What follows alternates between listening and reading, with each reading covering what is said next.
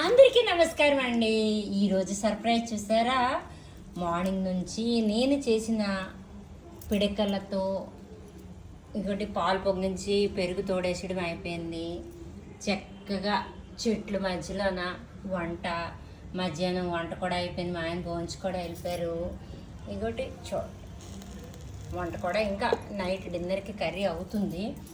ఏది ఏమవని కూడా ప్రశాంతంగా అక్కడ మాడిపోయిందో వెళ్ళి కుక్కర్ కావాలో అలా వెజలు కావాలో ఏ గొడవ లేకుండా నా వంట నాకు చక్కగా అయిపోయిందండి. ఇంకొకటి దీనివల్ల న్యూట్రియంట్ వాల్యూస్ అన్నీ కూడా ఉంటాయి. గ్యాస్ ప్రాబ్లం రాదు.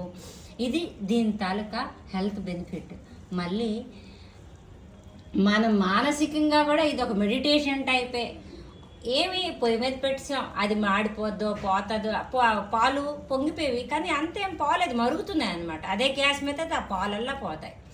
ఇంకొకటి ఈ గ్యాస్ కట్టేమో లేదో ఇవన్నీ టెన్షన్స్ అస్సలు లేకుండా మార్నింగ్ కొంచెం వేగనమే వంటని స్టార్ట్ చేశాను.